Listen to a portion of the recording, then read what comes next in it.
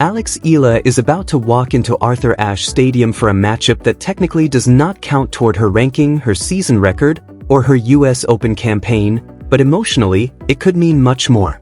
On Thursday, August 27th, Eala is scheduled to face American teenager Iva Jovic in the Stars of the Open exhibition during US Open Fan Week. The event begins at 6 p.m.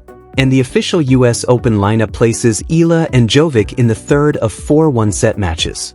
And that is exactly why this matchup is so interesting. Eala and Jovic are not strangers. They are friends, doubles partners, and two of the young players who have rapidly moved into the conversation around the next generation of women's tennis. But on the competitive side, Jovic has already solved Eala twice this season, winning their meetings at Roland Garros and the HSBC Championships. So this exhibition arrives with a very specific question attached. Has Eala closed the gap? Welcome back to the channel. If you follow Alex Eala's rise and want clear, fact-based coverage of everything happening around her US Open campaign, make sure you are subscribed. There is a lot happening around Eala in New York right now, and this exhibition is only one part of an unusually busy week. The important thing is separating what actually matters from the hype, and in this matchup, there is plenty worth watching. First, let's get the format straight because it changes the entire dynamic. Stars of the Open is an exhibition, not a regular WTA match. The official schedule calls for 4 one-set matches, with Eala versus Jovic listed third on the order of play. There are no WTA ranking points at stake, and the event is designed as a showcase during Fan Week. A portion of ticket proceeds will also support the USTA Foundation and its tennis and education programs for young people from under-resourced communities. That means nobody should treat the result as if it were a Grand Slam match. There is no ranking consequence waiting at the end of the set. There is no second set if a player starts slowly. There is no opportunity to spend an hour finding the right patterns. In a one-set exhibition, every early game carries more weight, and that makes the opening minutes particularly important for Eala. One loose service game or one missed opportunity on return can suddenly define the entire night. But there is another reason this matchup stands out. Jovic has already beaten Eala twice this season, and those defeats came on 2 very different surfaces. Their first meeting came at Roland Garros, while their second took place at the HSBC Championships on grass. The exact lesson from those matches is not that Eala cannot beat Jovic. It is that Jovic has previously been able to impose her preferred patterns against Eala when they have met in official competition. That is the part Eala can now test again.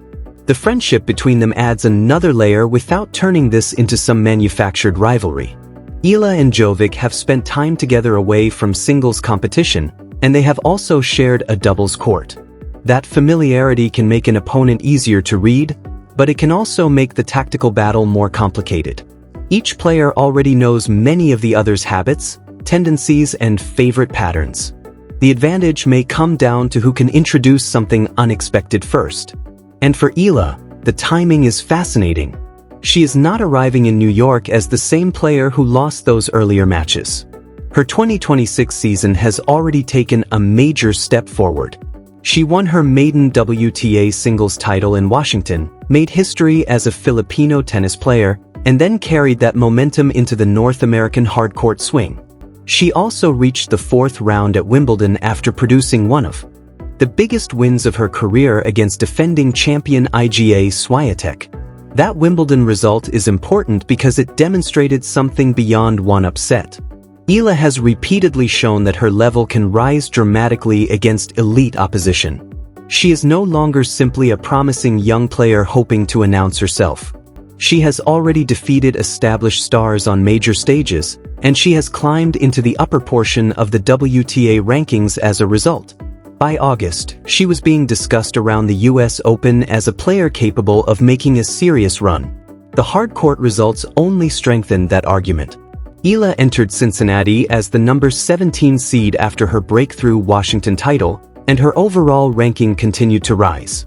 Recent reporting has placed her around number 18 heading into the US Open period. That progression is remarkable when viewed against where she was earlier in her career, but it also creates a new challenge. Opponents are no longer discovering her. They are studying her. That is where Jovic becomes particularly relevant. Jovic is also part of the new generation that has been making noise at the highest level. The official US Open announcement described both Jovic and Lerner Tien as top 20 players from Southern California and highlighted their breakthrough runs to the Australian Open quarterfinals. In other words, this is not a promotional exhibition built around one established star and one unknown prospect. It is a meeting between two players whose careers are moving quickly. There is also something unique about the location. Arthur Ashe Stadium is not just another tennis court. It is the largest stadium at the Billie Jean King National Tennis Center, and stepping onto that court carries a different atmosphere from playing on an outer court during a regular tournament week. Eala has already experienced major crowds and enormous Filipino support during her recent rise, but New York offers an especially significant stage because of the size and energy of the Filipino community in the area. The US Open itself has already recognized Eala's ability to draw attention. The tournament's own promotional material has highlighted her as one of the players to watch, pointing back to her history-making rise and the attention she has generated since winning the US Open girls singles title in 2022. Now she returns to Flushing Meadows as a fully established WTA player rather than a junior champion looking for her breakthrough. That difference is enormous. And that explains why the stars of the Open appearance matters, even though the result will not count. The event gives Eala another opportunity to experience the environment before her actual US Open singles campaign begins. She gets the stadium lights, the crowd, the court dimensions, the walk onto the biggest stage, and the pressure of playing a recognizable opponent without having to sacrifice ranking points if something goes wrong. For Jovic, the situation is different but equally useful. She gets another chance to play Eala after already winning twice this year. If Jovic can reproduce the patterns that worked in Paris and London, that will reinforce her confidence heading into the tournament. But if Eala can consistently disrupt those patterns, the psychological message will be just as valuable. Neither player will leave with a ranking change, but both will leave with information about the other. The one-set format makes that information even more concentrated. Eala cannot afford to spend half the match experimenting. She will need to establish her return position quickly, protect her service games, and force Jovic into uncomfortable exchanges early. Her return has become one of the most important parts of her game, particularly because she has developed the confidence to take time away from opponents. Against Jovic, that could be the first area to watch. The second is the serve. Eala's serve remains one of the parts of her game that opponents will naturally target, and Jovic has already shown she can capitalize when she gets control of the first ball. Eala's objective will not necessarily be to hit every serve harder. It will be to make Jovic uncertain about what comes next. Placement, variation, and the quality of the first shot after the serve could be more important than raw speed. Then there is the baseline battle. Eala has developed into a player who can absorb pressure and redirect it, but Jovic is also capable of taking the ball early and changing direction aggressively. That creates a tactical contest where court position could matter enormously. If Jovic is consistently standing inside the baseline and dictating, Eala could spend too much time defending. If Eala can force Jovic behind the baseline, the balance could shift very quickly. There is another factor that cannot be ignored: confidence. Eala's Washington title changed the way she approaches these situations. Winning a WTA singles trophy removes a certain psychological barrier. So does beating a defending Grand Slam champion. So does reaching a Grand Slam second week. These experiences do not guarantee another victory, but they give a player evidence that she belongs in these moments. That evidence can matter when a match reaches its most important points. The same applies to Jovic. Her rise has been rapid, and her own breakthrough results have given her plenty of reasons to believe she belongs at this level. That is why this should not be framed as Eala trying to prove she belongs while Jovic is already there. Both are trying to establish themselves. Both are learning what it takes to handle the attention that comes with becoming a highly ranked young player. And there is a bigger story developing around Eala as she enters the US Open. She is no longer simply playing matches. She is becoming an attraction. Her growing Filipino following has already affected the atmosphere at tournaments, and reports during the North American swing showed just how much demand can surround her appearances. That attention can be a strength because the crowd gives her energy, but it can also create expectations. The challenge is learning how to use the attention without allowing it to control the match. That is why Thursday's exhibition should be viewed as a preparation opportunity rather than a prediction of what will happen at the US Open. If Eala wins, it will not erase the two official defeats. If Jovic wins, it will not prove that Eala has failed to improve. The useful part is the matchup itself. Eala gets another live look at an opponent who has previously caused her problems, and Jovic gets another chance to test whether the version of Eala in front of her is easier or harder to solve. There is also a practical benefit to playing inside Arthur Ashe before the tournament gets fully underway. Players talk constantly about preparation, but there is no substitute for physically experiencing the environment. The sightlines, crowd noise, lighting and scale are different.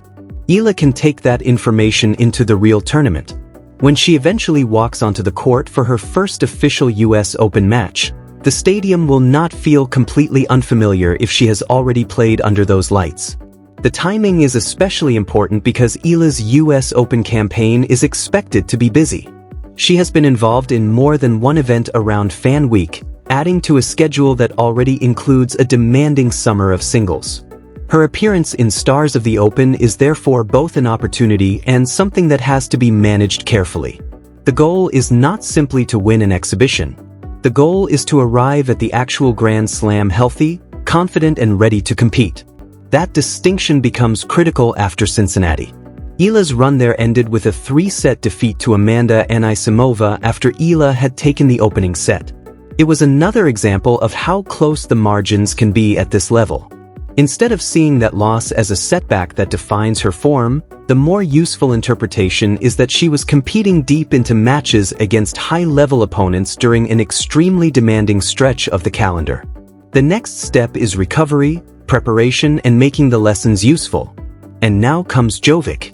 There is no need to invent a dramatic storyline between these two friends. The real storyline is already strong enough. 2 official meetings this season, 2 wins for Jovic. A new stage in New York. A different surface. A different moment in Eala's development. And a 1-set exhibition where every game matters more than it normally would. That is plenty of context for a match that was never designed to produce ranking consequences. The most intriguing possibility is what happens if the set becomes tight late. A 1-set exhibition can suddenly create pressure that neither player expected. At 5-all, there is no next set to rely on. At 6-all, a tiebreak can become the entire event. If Eala finds herself in that situation, she will have a chance to test exactly how her improved confidence holds up against Jovic when the margin becomes microscopic. That experience could be useful regardless of who wins. Of course, we should also keep expectations realistic. An exhibition is not a Grand Slam match.